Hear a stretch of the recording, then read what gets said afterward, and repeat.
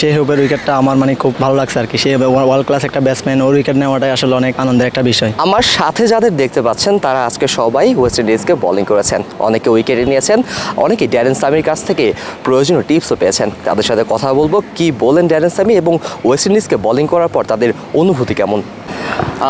West ইন্ডিজকে তো bowling করলেন, Darren Sami কী উপদেশ দিয়েছিল? আলহামদুলিল্লাহ, আজকে খুব ভালো বোলিং হয়েছে। আমাদের নেট বলাররা এই পুরো সিরিজ জুড়ে খুব ভালো বোলিং করছে। আমাদের বড় ভাই একজন খুব ভালো এই বোলিং করেছে, ওনাকে সিপিএলে খেলার এই ইয়েও দিয়েছে, মানে যাওয়ার জন্য বলেছেন। জি অবশ্যই আলহামদুলিল্লাহ অনেক ভালো লাগছে। ওদেরকে যখন বোলিং করছে, ভালো প্লেয়ার, ওদেরকে বোলিং করলে অনেক কিছু শেখার আছে।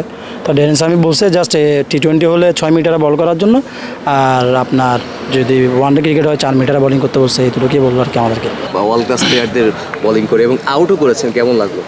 অবশ্যই ওয়ার্ল্ড ক্লাস প্লেয়ারদের মানে বোলিং করে একটা মানে ফিলিংটা আলাদা। তো আমরা চেষ্টা করছি মানে সবসময় ভালো বলটা করার। কার উইকেটটা পেয়ে সবচেয়ে বেশি ভালো লাগছে?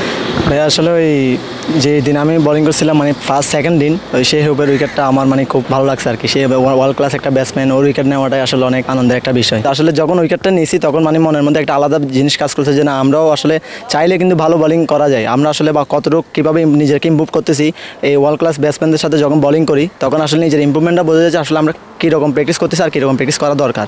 না, সত্যি কথা বলতে ওয়েস্ট ইন্ডিজের প্লেয়ার আমরা সচরাচর টিভিতে দেখি যে ওরা অনেক ভালো মারে, আইপিএল, বিপিএল, বিগ ব্যাশে এইসব জায়গায়।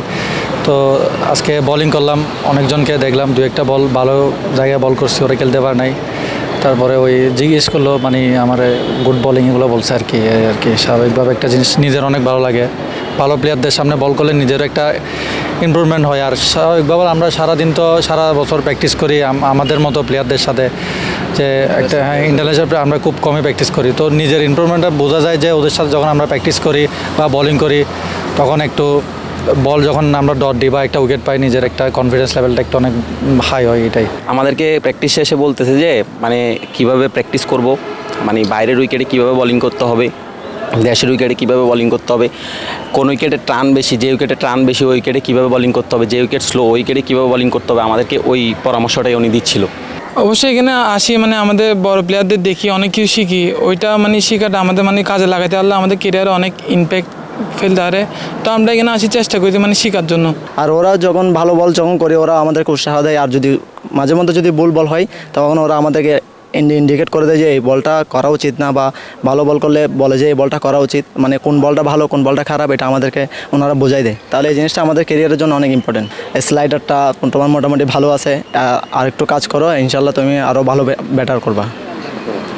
অবশ্যই ভালো প্লেয়ারদের সাথে প্র্যাকটিস করলে তো অনেক কিছু শেখার আছে। তো আমরাও ওই চেষ্টা করতেছি যে ভালো, আমরা যেহেতু এখানে সুযোগ পেয়েছি আমরা চেষ্টা করি সবাই ভালো বোলিং করার।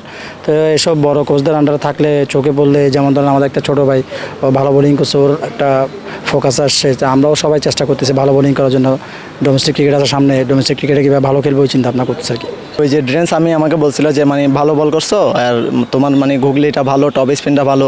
ড্যারেন সামির মন জয় করেছে চট্টগ্রামের এই নেট বোলাররা।